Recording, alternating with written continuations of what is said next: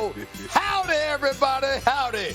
Molly Kiram is not here today because she has Christmas off. But she knew what was going to happen to those Cowboys, so she left it up to me, my boy Shay, and RC, a.k.a. Ryan Clark. Howdy, y'all. Merry Christmas. How you doing, Shay? I'm doing great. You doing great? You doing great? I'm doing great. How you doing, RC? How I'm you doing good. Not as good as you, though. In case you didn't notice, Christmas has been beautiful to me, arriving right on time. You hear? First takes in the house, y'all. Let's roll. Let's roll. First and goal at the 4. And they throw it to Mostert. Touchdown, Miami. Throwing it left side of the end zone for Cooks. Leaping up.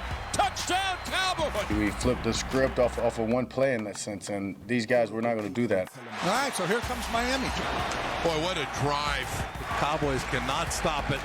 You know, these kind of games in December, that's how they go. Ferguson the snap, the hold down by Bailey. The kicker is up. It's good. And the Miami Dolphins defeat the Dallas Cowboys.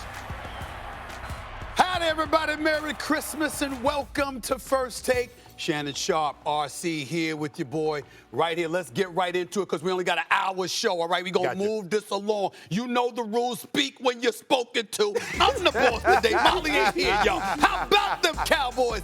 Dallas now loses of 2 straight on the road after losing in Miami last night thanks to a game-winning field goal as time expired. The Cowboys are now currently the number 5 seed in the NFC as we wait to see the results of the Giants-Eagles game today. Here's Dak and Coach McCarthy on their road woes. This is completely on everybody, one that sucks, but definitely took a step, I guess you can say, from obviously last week's game, getting some points, playing a hell of a team here on the road. It sucks. We hate to lose. Nobody's taking any more victories from this. Number one, it's a juggernaut game. We got to play better than we did today because, you know, you have to play above it on the road, and, you know, road warriors we will be. Shannon, Sharpe, we watched the Cowboys lose this game yesterday. Have they been exposed? No, because they've had this issue all year long, is their inability to consistently score in the red zone. And when I broached the subject, oh, we won the game 38-3. We won the game 24-this. I'm saying, but when you step up in competition and you have these woes into the late in the season and in the playoffs, you lose ball games. You lose ball games by kicking field goals instead of scoring touchdowns. You lose when you turn the ball over in the red zone like Dak did, and they got no points out of that situation. And defensively, if you look at RC and Stephen A., when you look at the Cowboys defense and they don't get scooping scores and they don't get pick sixes and they can't sit their offense up on short fields, this is a different team. And so they haven't been exposed because I've been seeing this for the entirety of the season. Instead of now people calling me crazy, they say, well, Shannon Sharpe might have been on to something, RC. Go ahead, RC. Yeah, I mean, I think this is actually worse, right? Because we were questioning Dak Prescott and what he could be. And if everybody's going to come on here and defend Josh Allen when his team loses, we have to defend Dak Prescott. Dak Prescott had his MVP drive. Dak Prescott had his moment.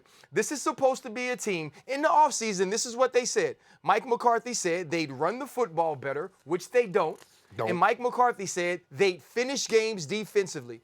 Well, Dak Prescott gives you the drive of the season. And now the Micah Parsons, the DeMarcus Lawrences, the Stephon Gilmores, the Deron Blands, you have to go out on the field and make a stop.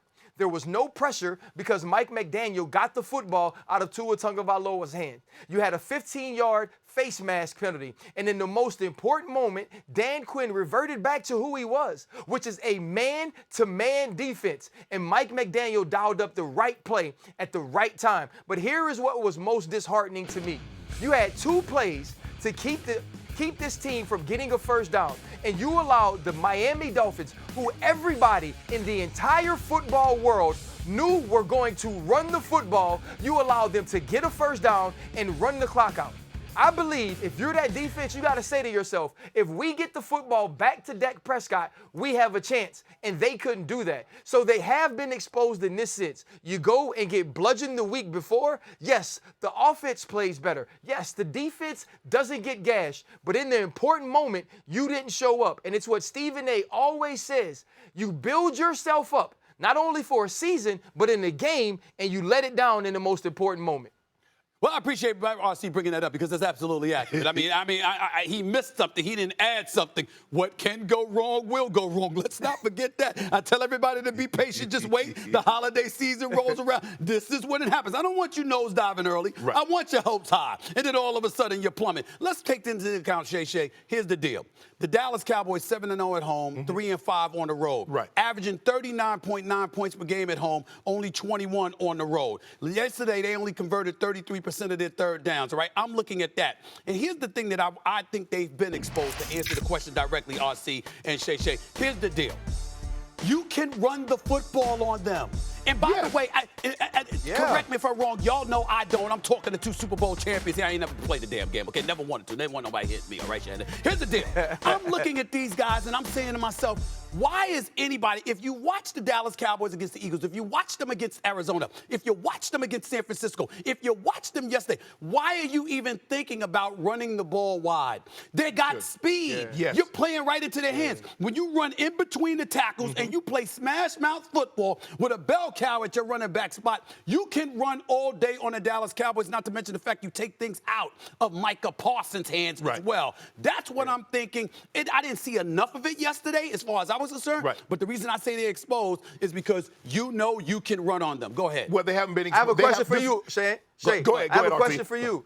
Yesterday in watching that game, how much of a difference, though, does Micah Parsons make at the middle linebacker position in the run game? And so if I was Dan Quinn, on first and second downs, I would allow Michael Parsons to play the middle backer because you can't even get to third and longs, third and intermediate, because the way people are running the football on you. Did you see a big difference in the way this defense looked against the run when Michael was at Mike?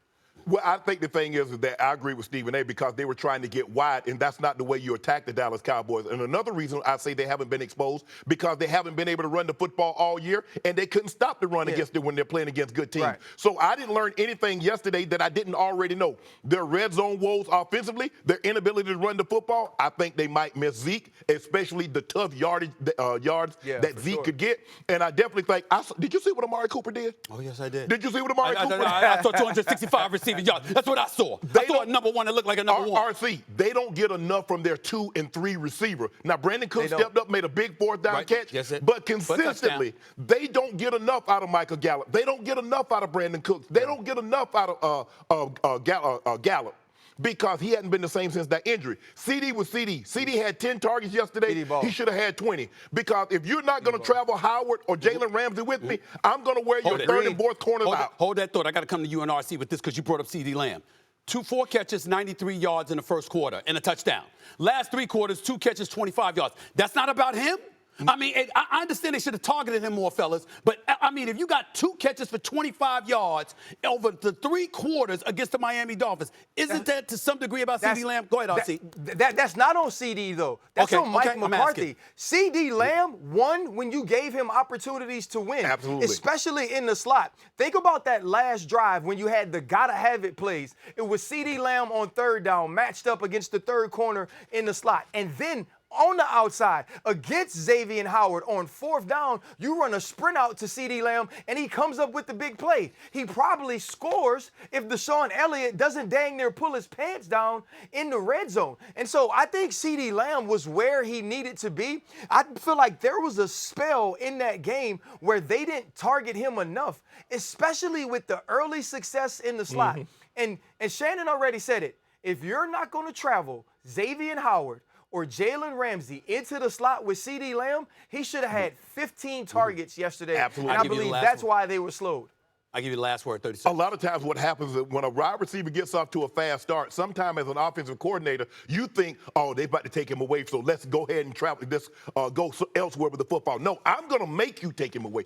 I'm going to force you to put Jalen Howard or Xavier Howard. They're going to get a lot of frequent flyer miles because they must travel with CeeDee Lamb. And if they don't, I'm going to wear your 3rd and 4th corners out. He should have had 22 targets for over 200 yards because I know he's going to come down. He's shown he is a legit number #1 receiver, and he deserves to be talked about amongst the greats that's currently playing. Well, 2 quick points before we go to break here. Number one, if anybody would know about frequent flyer miles, it would be you two. That's number one. That would be number one. And number two, I want to appreciate and applaud y'all because we started off the show. We're getting ready to go to break on time, which means you have both followed the instructions. Way to go, RC. Way to go, Shay.